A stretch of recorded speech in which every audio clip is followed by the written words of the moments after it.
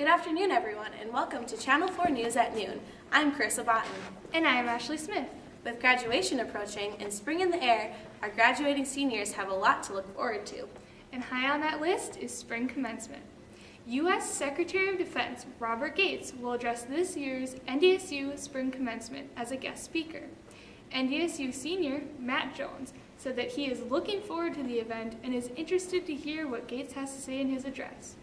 NDSU spring commencement is scheduled for 10 a.m. Saturday, May 14th at the Fargo Dome. How exciting!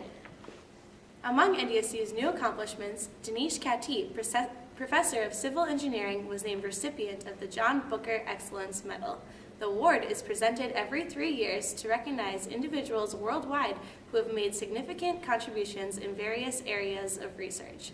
Kati's research impacts geotechnical engineering projects on swelling clays and geo-environmental projects involving clay liners. NDSU student Yo Ki says she is proud to have such an influential professor on our campus. Wow, that sure is quite the honor, Carissa. Speaking of honors, here's Samantha with the latest in NDSU awards. Thank you, Ashley.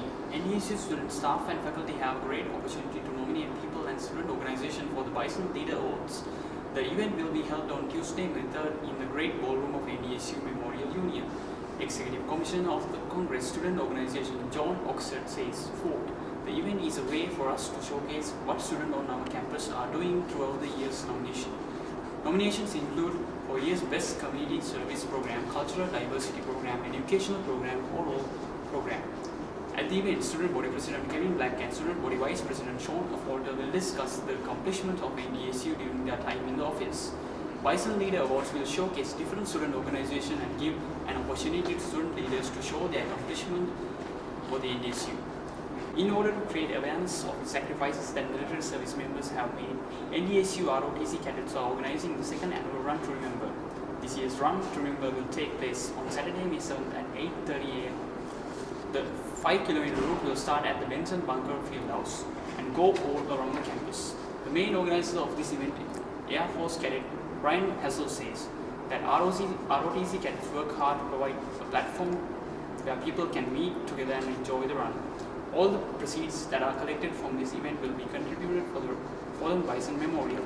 Since the groundbreaking ceremony of the Fallen Bison Memorial, these cadets have raised $15,000 in October 2011.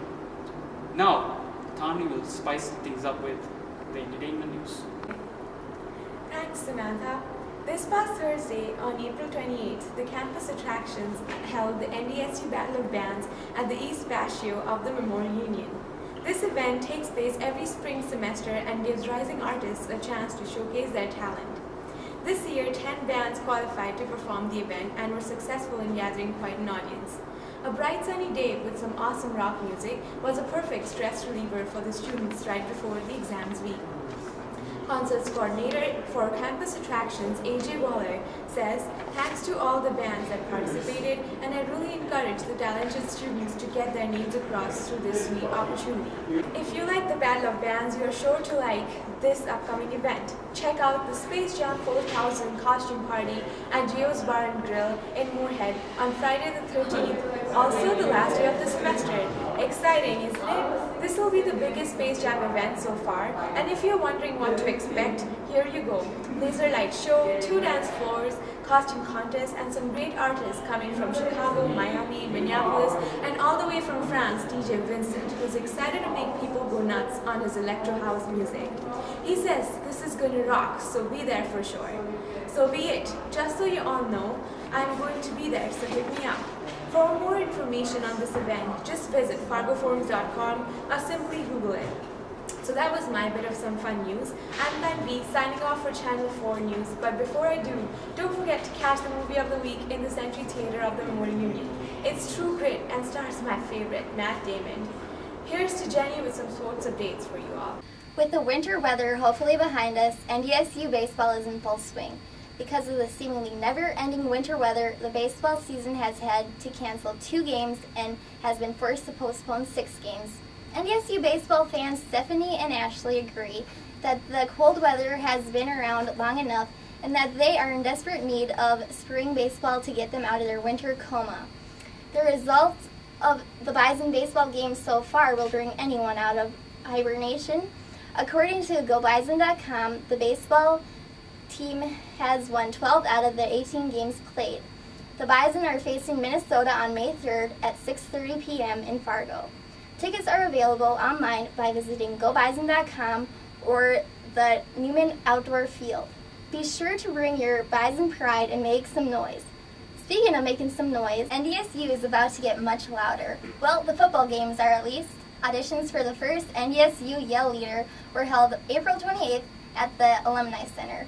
NDSU student Chris Taylor says the Yell Leader will be someone who has a tremendous amount of Bison spirit and will be able to excite the crowd. According to the Yell Leader competition Facebook page, the Yell Leader will be paid to attend football games and must commit to summer and fall semester rehearsals. The Yell Leader is another thing to make NDSU Bison football games more spectacular. Now back to Channel 4's own Yell Leader, Ashley Smith. Thanks, Jenny, and don't forget to show your Bison pride every Friday. Wear your NDSU gear and you can claim a prize in the student government office. On a student level, Cam Knudsen and Keenan Huff officially got sworn in on Sunday evening, taking over the office of Kevin Black and Sean Affolter. The new student body president and vice president appointed their student government executive team this Sunday. The team had 34 applicants for 8 positions. Student body president Cam Knudsen says, "We had a lot of hard decisions to make. All the applicants were very qualified. We are confident in our new team and looking forward to the upcoming year." You can find out more about Cam and Keenan's platform and what they plan to accomplish this year at camandkeenan.com. And as the new cabinet is welcomed into student government, the International Student Association held a reception to announce their new officers. The annual spring banquet was held on Saturday, April 30th at the Radisson Hotel from 7 to 11 p.m. The main event of the banquet was the announcement of the new officers. The president will be Haram Kim, and the vice president will be Patanjali Prasad. ISA member Stefan Tallman said he was happy with the results of the election and was looking forward to being involved again next year. The night also included dinner and dancing. The end of the school year is always a bittersweet time. Well, I suppose it's time for us to say farewell. Good evening, and thanks for listening to Channel 4 News at Noon.